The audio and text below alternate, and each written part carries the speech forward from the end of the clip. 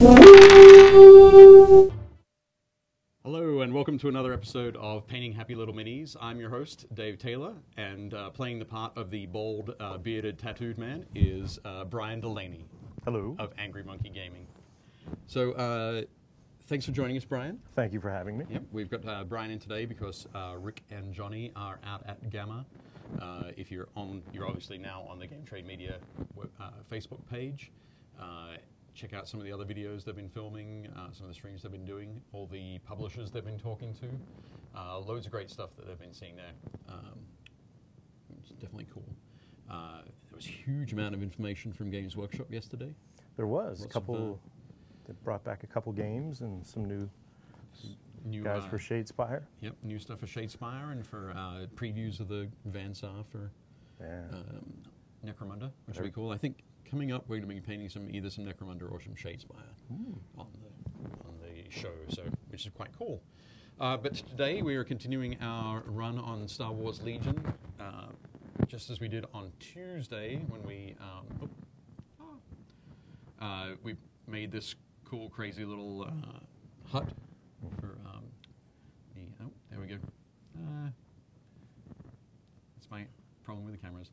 So yeah, we made this out of an electrical junction box and some cool pieces from Mantic, and sprayed it up with some textured spray paint and did some washes on it. So quite cool. So we've got that one done there. Just pop it next to there.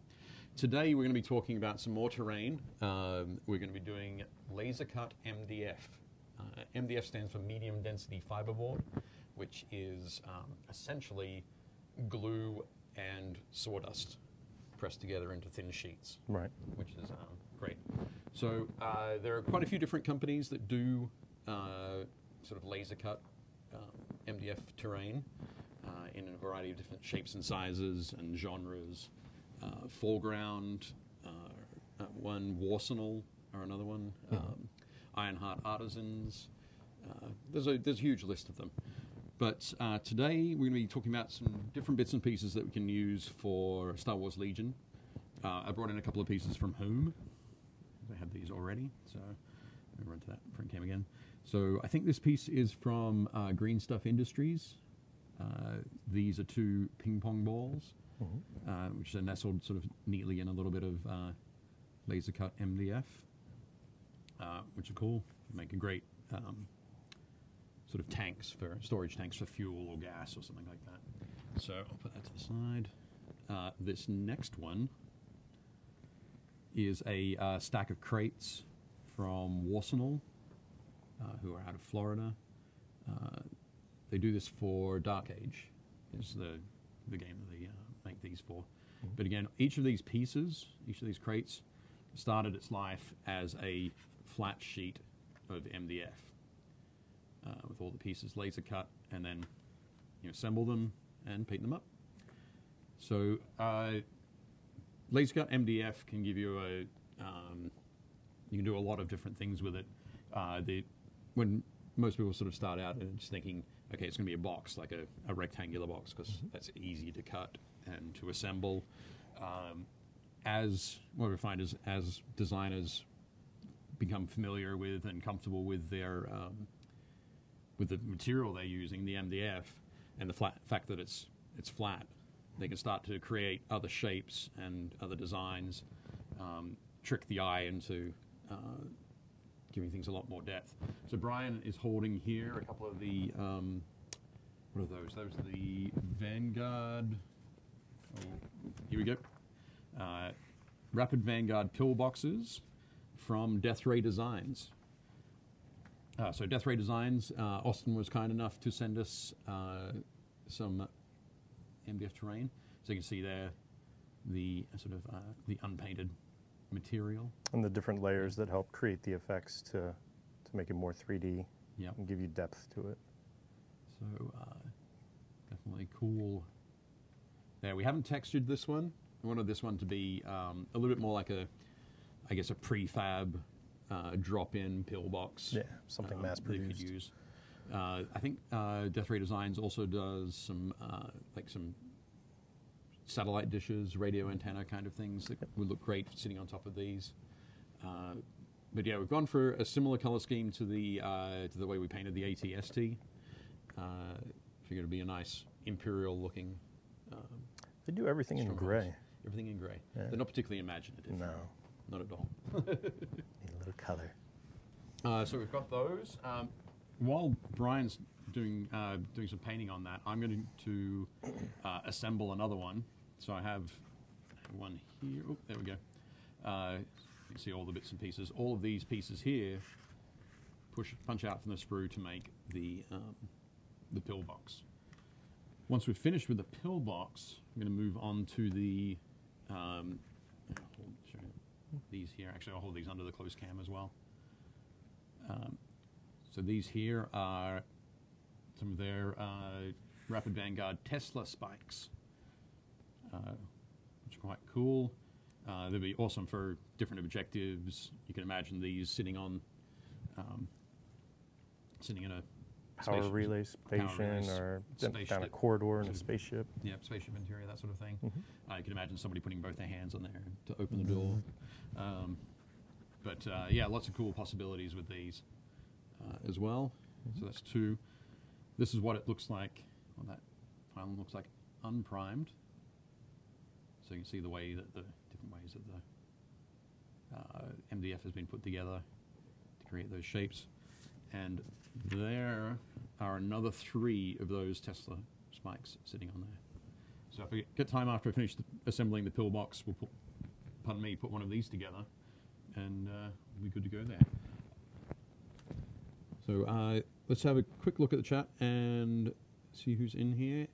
Hey Carl, hey Stephen, hey Carrie. The pillboxes, they definitely do look like Death Star architecture. And Chris Hecht. Oh, Mr. Hecht. Yes, apparently you and Chris have been talking a lot about Legion yesterday. Yes. No, sorry, recently. Recently, yes. Recently, yeah. He actually just finished making a Death Trooper outfit for himself, too. A Death Trooper outfit, like a cosplay? Full set. Awesome. Yeah. You'll have to post some photos of that, Chris, of you in the Death Trooper cosplay. Yeah, my son even pointed it out, and that he is not a Death Trooper commander or sergeant. Okay, it's just a trooper. Yeah, just a trooper. Just a trooper. Just a lackey. How old is Dylan again? Dylan is 4.5. 4.5. Okay, and he's obsessed with Star Wars, isn't he? He is very obsessed with Star Wars. Every day, all day. Nice. And it's not my doing, I swear. It's totally your doing. Yeah. Without a doubt. Right. So what do you think we're going to do for these to take them from this next step? So for the 2 pillboxes or bunkers, I'm going to dry brush them up a little bit to just make them pop and bring out some of those details. Then we'll go in, we'll play with a couple different techniques. We'll try making these look more recessed, so we'll use some shading effects in there, and then we can also make them kind of stand out more by doing a reverse shade to almost trick the eye a little bit more. Okay. I think. And then we might play with a little bit of weathering on one, keep one nice, fresh and clean, and maybe one that's been there a while and gotten a little dirty, dusty. Excellent. And then with the coils, the Tesla coils, we will maybe play with a little bit of a glowy effect on the globe and make it look like it's kind of blue and white electrical. Okay, that'd be cool. Something like that'd that. Be awesome. Definitely cool. Jeremy says good for him. I'm Good sure he's for talking about Dylan being obsessed, so that's great. Yeah. Carl has posted a link to the Death Ray Designs Rapid Vanguard range, so if you want to check that out, you can click on that link. And John Schaefer is in the house. Oh, Mr. Fantastic. Schaefer. Hey, John. Hopefully, are you going to be at AdeptiCon next week, John? I hope so. John is the miniatures game manager for Fantasy Flight Games, so he had a lot to do with the wonderful Star Wars Legion that we've been enjoying all the products for. So definitely cool to have you in the chat, John. Thank you. So I'm just going to jump straight into this. Punch this out. One of the things that I always love about messing around with MDF is finding out different cool ways that the designers have chosen to sort of use the space. You see, this might just look like a simple base plate there, but it's also, you see the base plate is punched out there because the centerpiece becomes the top plate, so there's no wasted space on the sheet. It's all about fitting as many things as possible on there for production. And these are nice and simple, just to sort of go through the process of punching out the the little slots that we'll be sliding tabs into later. And it was cool. These arrived at my house yesterday, and so very quickly during lunch, assembled the pillboxes that Brian's working on. Mm-hmm. And yeah, it didn't take long at all. Very quick. One thing I find really useful when building a lot of MDF terrain is some little clamps or a lot of rubber bands. Okay. Right. Do you usually glue your terrain together with PVA glue? White glue? PVA or even like a heavier wood glue that's kind of waterproof. Okay, right, yeah. That tends to have a really strong bond. The tight bond Yeah. kind of thing? Okay. I have a tendency to, just because I like the speed of it, use super glue for assembling my MDF. Okay. I think you're absolutely right. It's more durable if you're using something like that tie bond or the heavy-duty wood glue. Mm-hmm. But when has durability ever mattered to me? I don't know. Well, as long as you're not throwing it too much. Oh, John Schaefer says he will be at AdeptiCon, and he says beer's on me. I think, no, beer's on him, not me. So that's good. So he's buying? Yep. Excellent. And Carrie, who joined us on Tuesday for painting up the junction box building, says, I don't even play these games, but I want to paint more of the stuff. So that's always a good, good sign. A hobby in and of itself. Yeah. Carl says, if I played tabletop sci-fi war games, I'd be all over that terrain. Stuff looks great. Sounds like you're ready to play, Carl. I think so. Did you hear that, Carl? It sounds like you're ready. So what do you usually play, Carl, if you don't play sci-fi? Oh, and then Chris is asking a question directly of John Schaefer. I know somebody that has a question for John Schaefer as well. Yeah. Yes, that would be Sam Gallagher. Okay, yeah. I don't know if you've heard his constant question he asks. No, I haven't. At Nova Open, he asked the guys running the demo games. The question that's been heavily on his mind is, are we going to see a Gungan army? Oh, right, okay. I'm sure a lot of people wouldn't like that, but... Means to think it's okay. Just kidding. It's okay. I don't actually think that. No, you wouldn't like it? I'd be fine with it. I wouldn't play it myself, but if somebody wanted to do it, that's just fine with them. Well, I hear a certain company is about to release some fishmen models. All right. An army. You could always go heavy on the conversions. Fishmen, yeah. No, I think I'd wait for the official models. Right. So there you go, John. We need official Gungan. Official fishmen. Gungan stuff. So, what's we got? Carrie says that she's an extremely fidgety person, so feels that painting stuff like this would be a solution to that. Painting terrain, I think, is definitely a way to be sort of nice and calm. Lots of big brush strokes. Yeah. Okay, Carl is primarily a modeler, figure painter. He doesn't actually play much of anything. That's generally how I sort of fit into things as well. And Jeremy says, "Gah, I visited the link. I shouldn't have done that. Now I'm going to have to spend some money." I think that's just fine.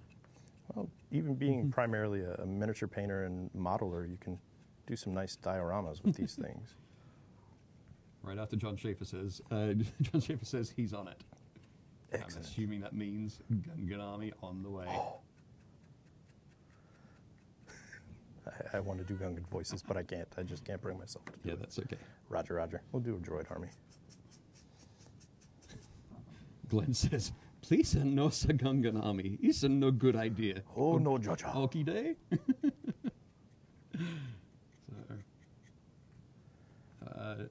we go.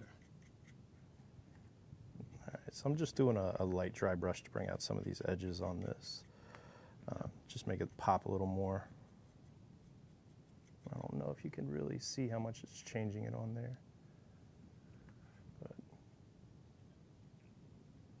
Hey Josh. Josh is in the house, mini painting studio. He says, "I like the Rolex band pattern on top of the building." yeah, these right here, I'm assuming. With these pieces. Those pieces? Yeah. Oh, right, yeah. Looks like a watch band. I was going to say I haven't worn a watch for a very long time. So. Well, with everybody keeping a phone in their pocket. Yep, there's no need to worry about it. But one thing I wanted to mention with the with MDF is that it can soak up quite a bit of paint. So I always recommend priming them first. You might need to do 2 coats with the primer. Yeah. Get a nice even coat. Get a nice sort of even coat, but yeah, just make sure there isn't any sort of show through that you can sometimes get. But Tom Gruhala is watching. Hey, Tom. Please, only sensible questions for Brian.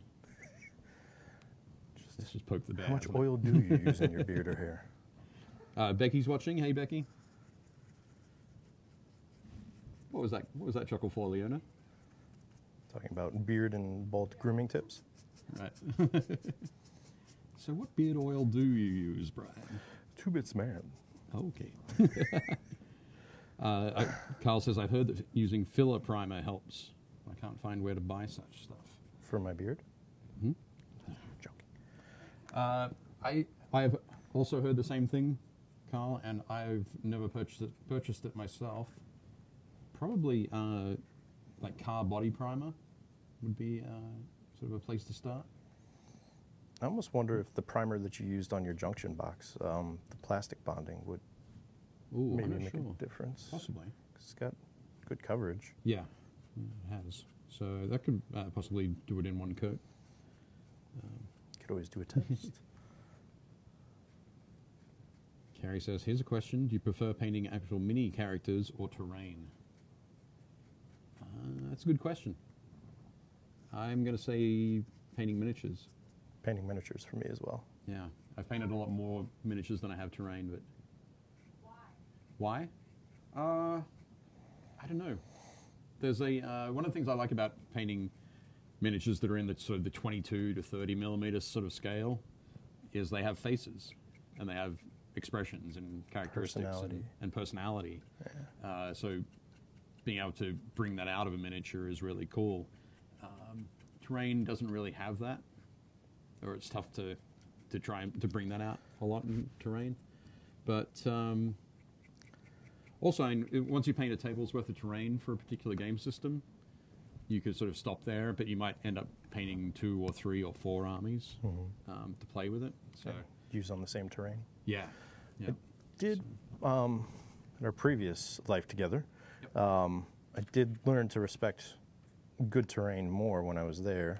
Some guys like Mike Radcliffe and Jason Buyaki and all the people that were around us, like, really did some beautiful pieces of terrain, and that really made a difference between like just a plain old table, you know, with a few cookie cutter pieces and some really beautiful thematic pieces. Yeah, definitely. I think the my mind's on mic. No, I totally agree with that.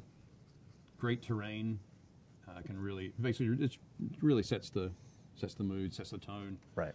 You're building a world. You're creating a world there, which is why I'm excited to see a whole bunch of stuff for Star Wars Legion, because we've seen so much of the world being created on screen. Movies, cartoons, comics, books, yeah. Yeah, and to then be able to go through and bring that to life on the gaming table right in front of us. Yeah. Okay. Carl says, I'm doing a great job watching the chat. Rick needs to take note. It's kind of tough for Rick, though, because he's also, he sort of gets excited about learning. Right. As well. So if we're doing something in particular where he's learning a new technique or something, it's kind of tough for him. Brian, however, already knows all these techniques, so I don't have to teach him anything. No, I like just painting with my fingers, personally. Cool. But Sid says, sorry I missed the start. Where are the laser cut sets from? They are from Death Ray Designs, who are out of North Carolina, I think. But if you scroll up a little bit, you'll find a link where that Carl posted for us, which is great. One thing that Rick's also good at doing is sharing the stream. I'm not very good at sharing the stream. So if oh, there we go. Carl's just posted the link again. Thanks, Carl. So if you are able to, please share the this link to all of the potentially appropriate Everyone. sites. Everyone. Let's get as many viewers as possible watching me glue wood together. And paint dry. Paint dry. Hooray. Well, you're starting with some fairly dry paint. So That is, it's dry brushing. it's not taking too long for us, which is good. But, excellent. There we go. So what would you, Hey, Keith. what's an army or some figures you would like to see in Legion? I think the main thing for me would be seeing, I really don't, I'm not 100% sure, but I'm excited to see what they do with the bounty hunters and the sort of the scum and villainy Right. sort of aspect. Because it's a fairly small game. When I say small game, it's 30 models maybe. Right. Is a fairly large game. That I think you can do a lot of really cool stuff that wouldn't really fit for a much larger army game. Yeah, and you don't really see too many huge battles in the movies either, or in the expanded universe. Like, you saw some stuff with like the Clone Wars and everything, Some but of the prequels, yeah. you don't see like masses of rebels anymore. Or, like going off of say Star Wars Rebels, like that's all small scale. Yeah. You know, 5 or 6 people Some fighting little against the fighters. Empire against an objective or something like that. That'd be really cool. Like my son would love to see Star Wars Rebels. I know that. His favorite is the Inquisitors, and he loves Darth Vader. Right.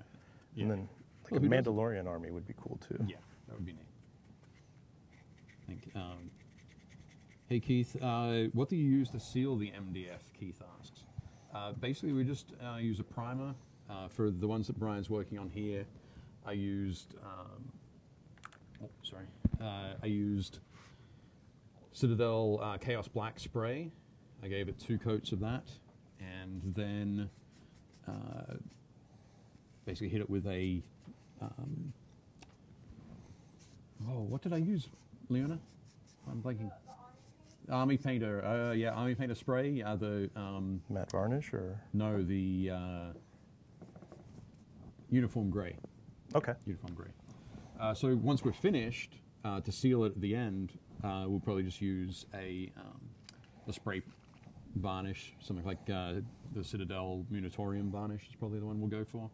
Or we could use the Army Painter anti-shine matte varnish, which is also great. Okay, Jeremy asks if you can see it next to a Stormtrooper squad. Unfortunately, we don't have a trooper unit with us. We have one guy. There we go. Out here. The rest of our painted stuff is all out at Gamma. Oh, do I have that in the right spot? I don't.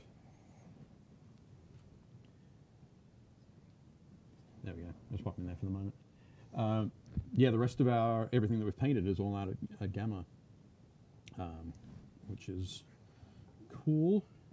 And of course, it's out there on display, so retailers can see the kind of things that we're doing on painting Happy Little Minis.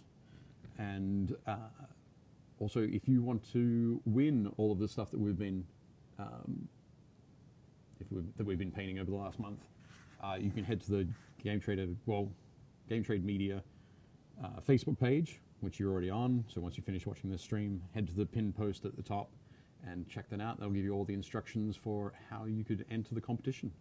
So they get the Star Wars Legion box set that you painted and all the terrain and basically they get everything from Wave 1, which Okay. is the core box plus an extra unit of ATST, Rebel Troopers, yeah. Speeders, ATRT, and Stormtroopers. They get the ATST and the Airspeeder and the terrain that we've built and painted. Actually, this terrain that you're working on today will join that group. So Pete Ellis says, "Look at those 2 fancy gentlemen." yes. Thanks, Pete. Thanks, Pete. Josh Redmond is watching. Hey, Josh. Hey, Kurt. Sup? And now Pete and Kurt are talking in the chat. Oh my goodness, it's just like a bar or something. It is. It's cheers. It's cheers for people who enjoy painting miniatures. Yes. Happy little minis. Now we just got to wait for James to arrive.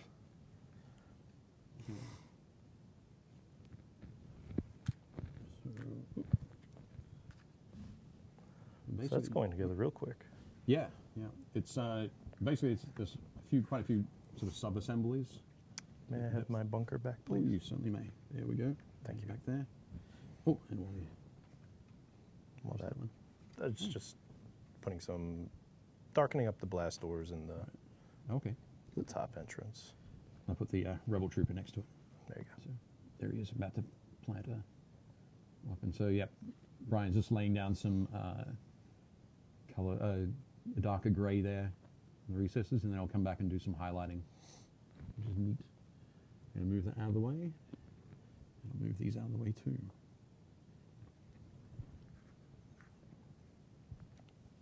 It's certainly been a lot of fun painting these. Oh, that's something I don't think I mentioned it on Tuesday, but I'm going to be at AdeptiCon next week, and on Thursday and Friday mornings, I'm going to be painting. Oh, sorry, not painting.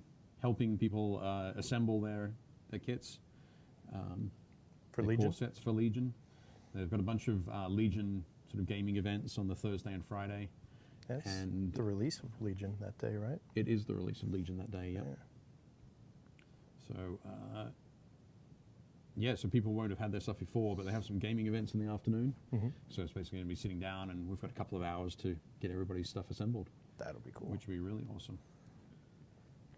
And then hopefully it should be a year full of Star Wars Legion. Yeah, yep, definitely. Definitely. And then you also have the team from Fantasy Flight there, Yep. like John Schaefer. John Schaefer, hooray! Yeah, definitely, they'll be there. I mean, they're all based in Minnesota, Minnesota. somewhere around the Minneapolis-St. Paul region. Ah. Sid says, they look so much better assembled and painted. The quality of the print and your execution is awesome. Thank you very much. And Brian's doing a great job there with the painting them. Oh, thank you. Paint by numbers helps. There's a little bit of the paint by numbers sort of aspect to it, but when you get into the shading and the weathering, Mm-hmm. and that's where the subtle skill becomes very important. Yeah. So, Some other neat little tricks. If you have large flat surfaces and access to something like a color printer, you could always print off like propaganda posters and glue it on there with a little white glue just to add a little character and detail. yeah, definitely. I think if you're doing a Jeddah sort of setting or a Mos Eisley, Mos Eisley, that'd be yeah. sort of definitely perfect for that sort of thing. Or Jakku. That's one of my son's favorite places. Why does everybody want to go back to Jakku? Oh, he didn't paint. Has he ever come up with an explanation for that? Has he? Yeah. No. You should ask him to. I'd come up with an explanation. He's all about stormtroopers, the dark side, anybody that's a stormtrooper, the Inquisitors. Like, he loves Star Wars Rebels. He loves The Force Awakens. That's his favorite Right. movie so far. So he plays another game that used to be a Disney game called Infinity, and you could actually play like the characters on Jakku on like an Xbox or something. Okay. And It's Star Wars Infinity. Yeah. Disney Infinity. Sorry, Disney Infinity. And it's like the whole Marvel and all that stuff. But he loves to go there and run around and play around on Jakku Excellent. all day long. Excellent. Chris says, or Lothal. Lothal, yes. Which one's Lothal again? Lothal would be the home planet of Ezra Bridger. Fantastic. Star Wars Rebels. More of the Star Wars Rebels stuff. Yes. It was a very important Imperial manufacturing planet for some time. Okay. But I can't say any more without giving away, Give me away the plot. well, important spoilers. Okay. I won't ask any more questions then, Well, I mean, you can ask questions. but you just won't answer them. No, I just won't answer like major spoilers. Okay. That's okay. One day I will watch it. And then I'll come in and surprise the heck out of Rick. So like 3 years from now, Pretty it'll be much. like, Now I know what a Meiluron is. Huh? What are you talking Yes. about? Oh. You'll have that? forgotten. All right, so we've darkened up the doors and the top. Hey, Plum.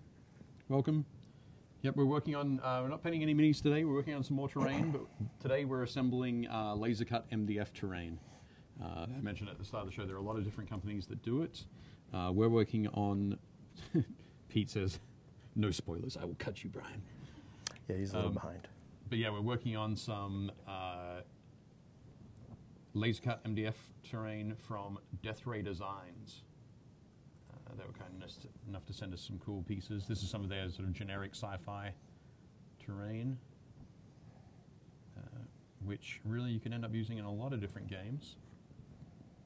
I thought it looked, thought in the gray it would look pretty cool for Star Wars. Mm-hmm. So as you can see, I mentioned that I use super glue. Unless I'm using the thick Instacure from, there we go, from Bob Smith Industries, who also will do rebranding on the labels. So this is from Titan, Oh, yeah, for like our local hobby store around the corner. individual shops and everything. Yeah. So I think Rick went and grabbed this the other week because I've been angry with his other super glue. It was a little bit stringy. Been sitting around for too long. Not put to good use. Yeah. So definitely cool.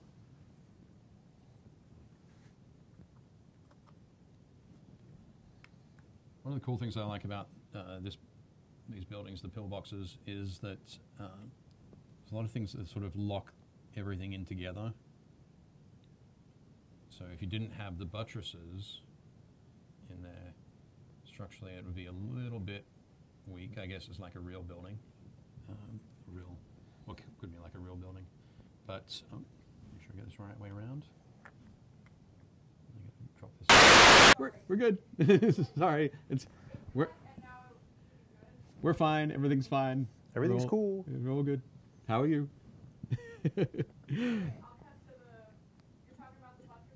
Yeah. Yep. So what we're going to do to kind of trick the eye a little bit here is along the inside of this line, I'm going to shade it a little bit with some Nuln oil and kind of make it look more recessed. So it makes this kind of strut here or buttress pop out a little bit more. Okay. And then maybe on the other pillbox, I'll do the reverse and shade more on the outside of the line to make it look like this is more protruding. It's like thicker. That Sticking section's out. thicker. Yeah. Okay, cool. Awesome. So we'll Very try cool. that out some. Sid asks, do you guys prefer laser, 3D print, resin, or improvised builds? That's a good question. I'm not sure if I have a personal preference for any of those styles.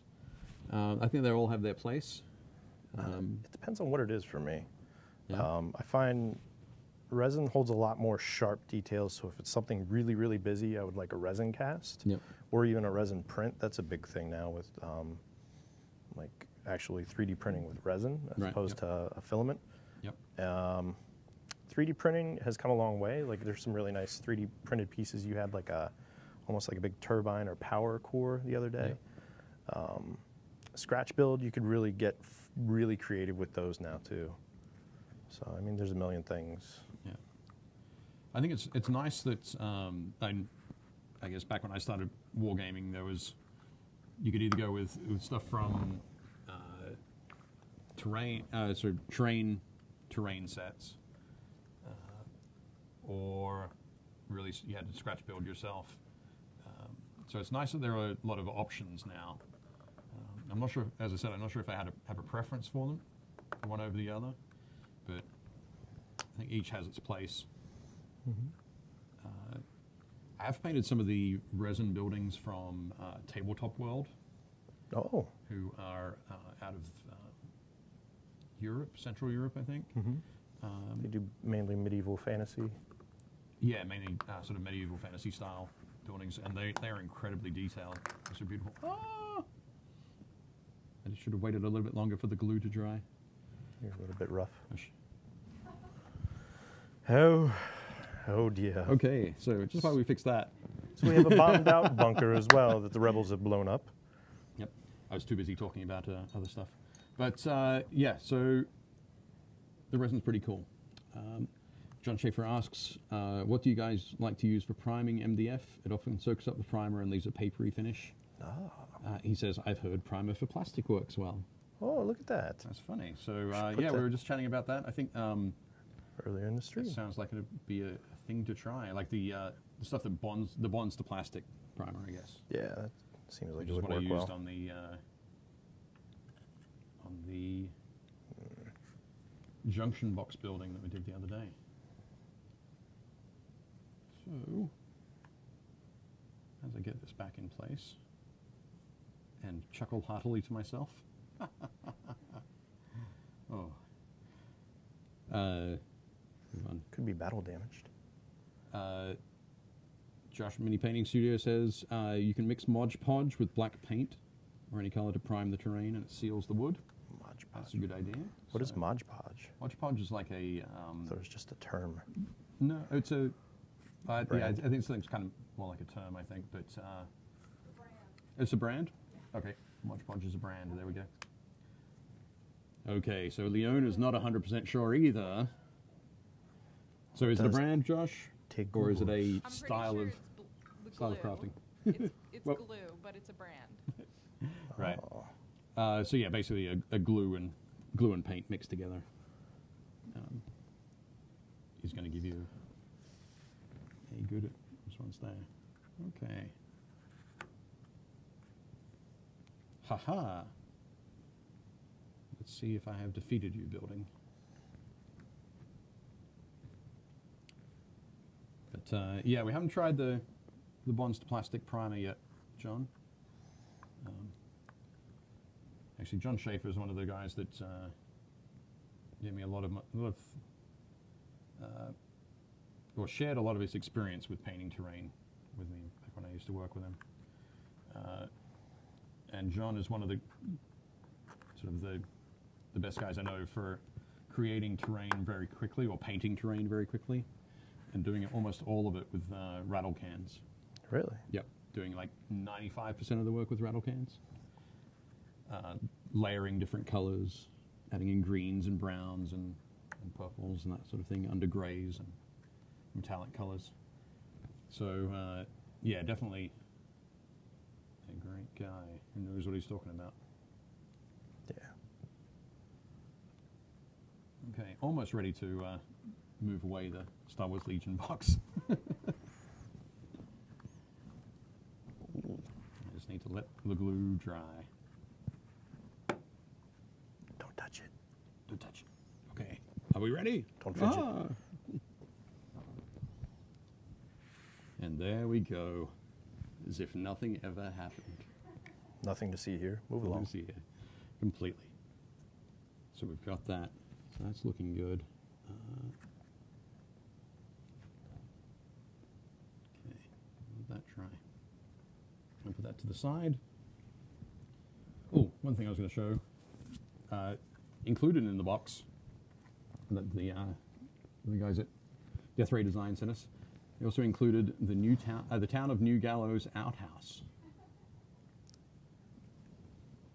There we go. Check that out. Wow. So if you're doing some Wild West gaming, or I think this is actually going to be perfect for giving to Rick and having Rick paint up for his D&D adventures. He's going to love that. I mean, some people do wonder where the stormtroopers go, so it could This be. is true. I don't think it's in an outhouse like that. No. Could be No, really. no. No? No. Okay. I tried. You could try. One other piece that they sent us that I might try and get started on. It's a larger piece here. We were talking before about, or we've been talking sort of recently about the size of the ATST. And the ATST is, or the way we've sort of arranged it, is about 8.5, 9 inches tall. Mm-hmm. So it can't really hide behind any of the terrain we're creating now. But this piece from their Black Site Armageddon range is a Prometheum Refinery Tower, is 13 inches tall. And it's a lot of sort of blocking sort of spots there. So I think once we could put this together. I'm not sure if we should do this on the show. It's quite big. That would be frightening. yeah. Doesn't look like a lot of sheets though. Like No, it's not too bad. So maybe I should open it up. Actually, it is only 2 sheets. No, 3, 2.5. It's pretty amazing. So it's not bad. open it up and have a look at it. Yeah. One thing I did notice on here that around the some of the let's spin this around. Some of the levels here, there are railings. Oh, there we go. I'll move that forward a bit in front of my camera. So there are railings around here. So I think if we put this together for Star Wars, we wouldn't want those railings at all. Who needs safety? Nobody needs safety. It was one of the first casualties of the Clone Wars. What was that? Safety? Occupational health and safety. Ah. So, Plus, you could probably make it like a loading platform for the ATST. all right, yeah, that'd be cool. Something like that. I've always wondered how they climbed up into it. Now this is it. They climb off the Prometheum Tower. Oh, ask a question in the chat. Oh, do I need to restart this? No wonder I. Let's see where we're up to.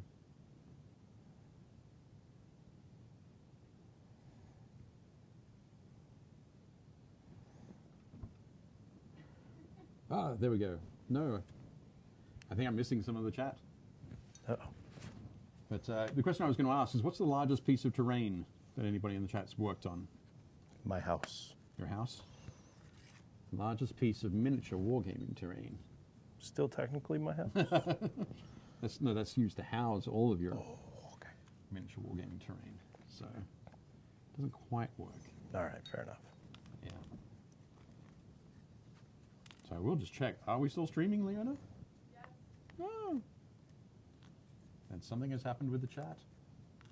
Uh-oh. I'm sorry, folks. Is it a separate video? Might be. Running a little bit behind, or out of place. The platforms first. Oh. Actually, this is what I need to grab first. James says hello. Hey, James. How you doing? Oh. Oh, no. How about now? Are we live now? Yeah, no, we're live. Okay. The chat's telling me otherwise. So, No. Is it a oh, well, separate feed? perhaps. Because did it resume as a new feed or? Yeah. Ah. Let me find it. There we go. Sorry. Yeah. Chat test. 1, 2. Yes. Sorry, Jeremy. I was in the chat for the previous feed. So, my bad. Oh, we missed saying goodbye to Carl. Cheers, Carl. John Schaefer says the Bastion table that he built for Games Day was his largest terrain build. That was huge, huge. I think that was 2003? Like Storm of Chaos or something like that. Oof. A massive, like, 8 foot by 6 foot castle wall table. Is that like Huge. Middenheim or something? Or Imperial No, thing? just a. It might have been. Yeah, it might have been Middenheim. But Chris Hecht says he just printed a 15-inch desert tower for Legion from Imperial terrain. Wow. Excellent. Are you going to paint that, Chris? Ah. Chris, on Tuesday, somebody was asking us about what we thought of Imperial terrain, but neither Carrier nor I had worked with any of this stuff. So what do you think of the Imperial terrain stuff? Good to know. I would imagine it's James only working. as good as your printer that you're using. James asks, Warhammer terrain? Actually, no. This we're using some sort of generic sci-fi terrain from Death Ray Designs that we think is going to work well for Star Wars Legion. Mm-hmm. And actually, if we can cut to Brian's close cam, we'll see some of the detailing work he's doing. So you can see in here, this looks shaded a bit, almost like it's recessed now, but really it's the same level. Same depth, yeah. Same physical depth. But Yeah. visually, that door looks great. Thank you, thank you. Yeah, it looks a lot of depth. Very cool. Excellent. So many pieces. So you're just jumping right into that now. You're not even just showing it. You're going to pull it apart and start on it. Sid made a Bugman's Brewery, which is cool. I made one of those way back in the day. I'm sure Sid's would look a lot better. Oh no, John Schaefer says no, the Imperial Bastion table he made for Games Day 2009. I think I remember that. Jeremy says he has most of the Imperial Terrains STLs and printed many of them so far. Though he's had to cut them to fit on his printer. So in pieces. And, yeah. And John Schaefer asks, did you see the announcements Gale Force 9 did for their upcoming Legion terrain? Yeah. That all looks fantastic too. So some pre-painted sci-fi terrain that will work well for desert settings and others. Lothal. Yes. I don't know. Stop going on about Lothal.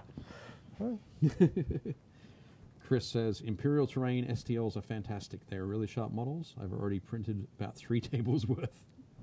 I have no idea about the produced pieces that you can buy, or only the files you can print. That's a lot. He says, yeah. So Brian says, it really comes down to your printer. And luckily, I have free access to really amazing printers at Johns Hopkins University. I hope nobody from Hopkins is watching. What is Chris doing today down in the lab? What are all these printers running for? Oh, my goodness. Awesome. Good work, Chris. Why does that look like a Death Star? You are a champion. Ooh, I wonder if anybody's made a Death Star for like X-Wing or anything on a printer. Probably. If not, it's coming. Now I get to arrange these. Oh, that's like beating up there. 1, 2, 3, 4, 5, 6. One of these things is not like the other. So yeah, that has 3 lines. That one has 3 lines. I wonder if they're matched that way. Oh, hang on. These are upside down. Upside down. Or sideways. No, they're upside down. Oh, okay. Move my water. There we go. Okay, yes, that's going to wrap around beautifully. So, Brian, how long have you been painting? Miniatures. Painting or painting decently? No. Painting decent. Decently, I maybe a week ago. No. No. I actually started painting when I first moved to Maryland when I was about 8 years old. Didn't know anything about it. Saw a local hobby shop in Columbia Mall. Saved up my allowance. Bought a couple lead miniatures from, I think, Raul Partha, and some armory paints and a brush, and just started painting them. Had no clue there were games, anything like that. I just liked it. And then over time, around high school, I met some guys that played Warhammer and things like that, and started painting, trying to paint armies. I'm notorious for never finishing painting projects or armies. I'm like a one model wonder. But I've been painting for at least 30 years. They're called test color schemes. Test color. Test models. That sort of thing. Yeah. But I would say my painting level drastically increased when I went to work with Games Workshop many years ago and had the luxury of being at their battle bunker in Glen Burnie at the time and surrounded by a lot of wonderful hobbyists like John Schaefer, Dave Taylor, and a bunch of the others like that. And I'd pick up little tricks and watch them and, White Dwarf, all the magazines, and just picked people's minds and kept trying and trying and trying. And I learned a lot of things. So. Thanks very much, everybody. Thank you, Brian, for coming in as our special Thank you guest. for having me. Angry Monkey Gaming. Brian is going to be doing some battle reports, that kind of thing. He's just sort of starting off. But paint with your fingers. Yep. Yeah. If you check out Ang Monkey Gaming on Instagram, you'll find that stuff from him there. Mm-hmm. But yes, thanks for joining us. Thanks for checking out the laser cut terrain from supplied to us by Death Ray Designs. Thank you very much, guys. And we will catch you next week for a little bit more Legion painting on Tuesday, and then Thursday, Rick will be drawing the winner of all of the wonderful stuff we've been painting, which will be fantastic. Sweet. So again, go to the pinned post at the top of the page, check out the things you need to do to enter the competition, And we also encourage you, as always, to go to your friendly local gaming store. Next Thursday, 1 week away, is when Star Wars Legion drops. Big release. Make sure you go in, get your pre-orders in, particularly for this bad boy, the ATST. It's absolutely awesome. And be there when it all drops. Yeah. So get ready for some games next weekend. Yeah. Excellent. Fantastic. Thanks very much. We'll see you at the game store. Thanks for watching Painting Happy Little Minis. If you liked it, leave a like and a comment below, and make sure to subscribe so you don't miss any new content.